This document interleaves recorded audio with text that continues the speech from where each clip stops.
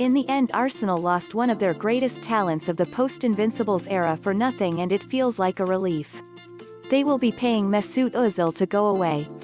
It's the right decision.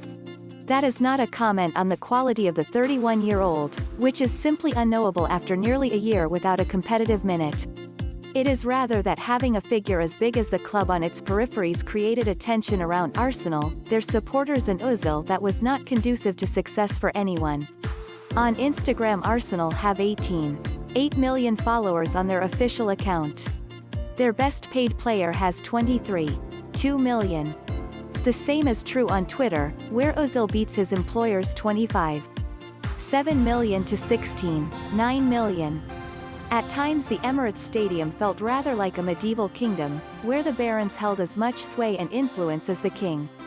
When Unai Emery was on the throne, the number 10 was Arsenal's prince in exile, and in the autumn months of 2019, "We've got Ozil" was as much a rallying cry for the disaffected as, "Oh Jeremy Corbyn."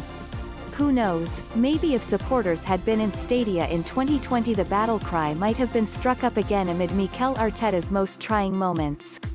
Both Arteta and his predecessor wanted to move Arsenal away from their star attacking midfielder. The difference between them was that Emery never quite had the strength of his convictions to fully dispense with Ozil, despite having the endorsement of the club hierarchy to move on from a player whose $475,000 a week contract was regretted by those who did not offer it. A pattern emerged with Emery. He would try to reposition the team away from Ozil, results would go wrong, and the former Germany World Cup winner would be his white knight for at least until the cycle began again.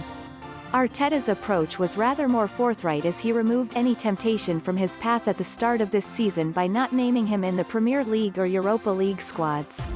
It is a decision he has owned, insisting the move is entirely related to football and saying in October, "My job is to get the best out of every player, to contribute to the team performance.